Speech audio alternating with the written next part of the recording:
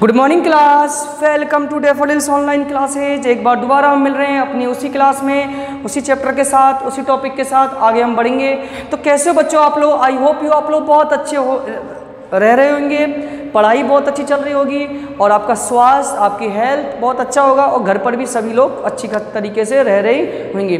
Students, अब आज अगस्त ख़त्म होने वाला है, क्लास चल रहा है अगस्त का, सितंबर चालू होने वाला है। तो अभी भी जिन बच्चों ने स्टडी अपनी चालू नहीं की है, तो उन लोगों से रिक्वेस्ट है आप लोग अपनी स्टडी को चालू करिए। बिना बेटा आप लोग स्टडी चालू नहीं करे हुए तो कुछ भी नहीं होगा, आप लोग कमज़ोर हो जाओगे। जो भी आप लोगों ने अपने जीवन के 8 या 10 साल पढ़ाई में गुजारे हैं वो सब बर्बाद हो जाएगा आप लोग। तो स्टडी को चालू रखिएगा, मेंटेन करके रखिएगा। लॉस जो आपका हो रहा है उसको कम करने की कोशिश करिए।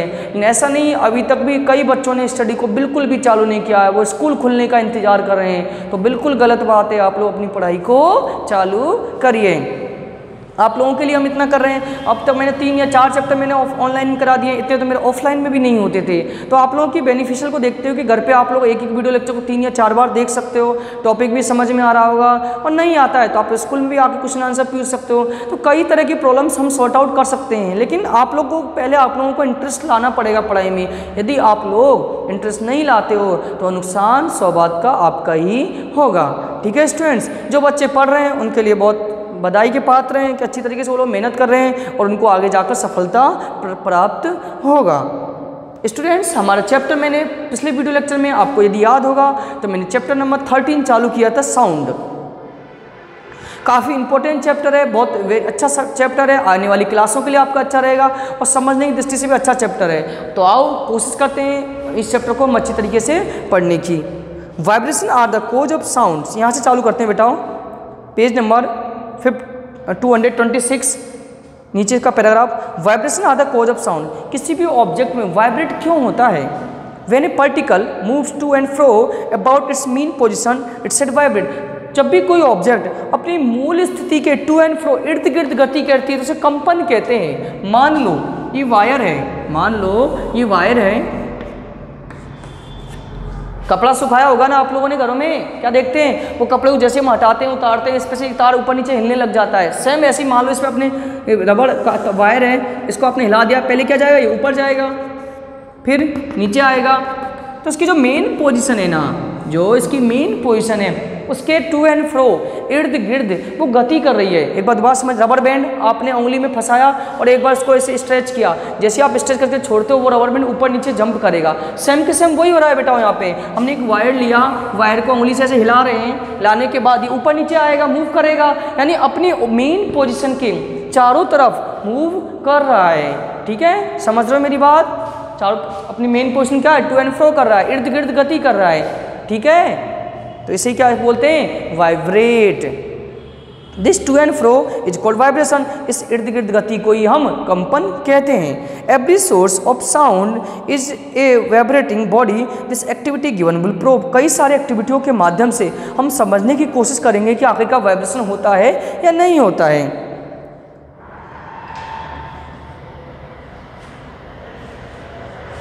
आओ एक्टिविटी फर्स्ट पढ़ते हैं। To prove the sound is produce due to the vibration produce a medium. आप प्रूफ करिए किसी भी साउंड को प्रोड्यूस होने के लिए एक मीडियम की जरूरत पड़ती है। आइए, एक प्लास्टिक रूलर, एक ब्रिक, एक स्केल आती है ना अपनी प्लास्टिक स्केल, वो लेते हैं और एक ईंट लेते हैं। Place the rubber on the table top such 6 centimetre of ruler object set from the edge of the table. Hold down one end of ruler 15 centimeter long firmly the bench of placing the brick on it. Flick the other end to make a sound. Look at the end of the ruler doing. When does it stop making a sound? Why? What is the end of? We observe that the end of the ruler moves up and down rapidly and low whirring sound is heard, which makes higher. We pull the ruler at the edge of desk. The activity proved the sound is produced due to vibrating produce of the plastic ruler. कोई plastic ruler है, scale लिया आपने और scale को आप जोर से हिला रहे हो मेज टेबल पर रखकर, तो वो हिलेगा, ऊपर नीचे मूव करेगा। लेकिन जैसे आप उसके ऊपर ईंट रख देते हो, ईंट मीन्स ब्रिक रख देते हो, तो उसकी आवाज़ आना बंद हो जाएगी। यानी पहले वो वाइब्रेट कर रहा था, पहले वो कंपन कर रहा था, इसलिए उसकी आवाज़ आ रही है। अब आवाज़ नहीं आ रही है, मैं आपको एक जनरल एक्टिविटी के द्वारा समझाऊंगा, अभी बोलूँगा, आपको उसमें अच्छी तरीके से समझ में आ जाएगा। To prove that sound produces stress due to wire vibration, to long iron nails, then steel or brass wire of 20 cm long hammer, fix 2 iron nails with a wooden table is a hammer that is 15 cm apart. Fix a steel wire is the wooden the nails tightly possible. Plug the wire in the middle. The notice the starting vibrating. At the same time, we will hear a sound. So it is a clearly proved the above activity the sound produced due to vibrating stress string. आप ऐसे समझिएगा, एक rubber band हम लेते हैं, क्या लेते हैं, एक रबर बैंड लेते हैं, उसको जब आप हिलाओगे ना उंगली से, रबर बैंड को उंगली में फंसाया और मुंह हिलाओगे, हिलाने पर उसमें आपको उसकी एक आवाज़, एक साउंड सुनाई देता है ना। रबर बैंड को ऐसे हिलाते हैं तो अपने उंगलियों से एक आवाज़, टन टन की आवाज़ आती है, अपने कानों में पास रखोगे तो ऐसे तार को जब हिलाओगे, 2 कील ले लिया आपने, बीच में स्टील का वायर बांध, उसको जब हिलाओगे तो उस वायर की भी आवाज़ आती हुई सुनाई देती है।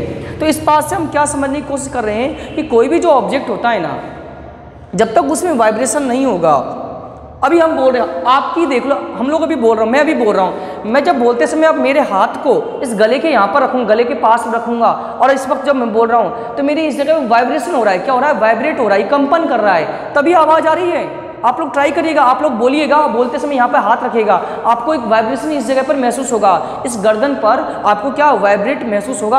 आप प्रूफ कर सकते हो कि हाँ भाई वाइब्रेशन होता है तो ये आवाज़ आती है। गला कोई हमें दबा देता है तो आवाज़ क्यों नहीं आती, क्योंकि हमारा वाइब्रेशन उसने रोक दिया है, हमारा वाइब्रेशन उसने रोक दिया है, वाइब्रेट होना रोक दिया है गले का। और जब तक गला वाइब्रेट नहीं होगा आपको किसी भी प्रकार की आवाज़ उसके मुंह से नहीं सुनाई देगी। इसके बाद आप एक जनरल एग्जाम्पल और बताता हूँ मैं आपको। स्कूल में घंटी बजती है ना, डोरबेल की स्कूल में घंटी बजती है, मंदिरों में घंटी बजती है। आप घंटी बज रहा है, यदि उस पर हाथ रख दोगे तब घंटी बजाओगे तो आवाज़ अलग सुनाई देगी। हाथ हटा के जब घंटी बजती है तो आपको अलग तरह की आवाज़ सुनाई देती है।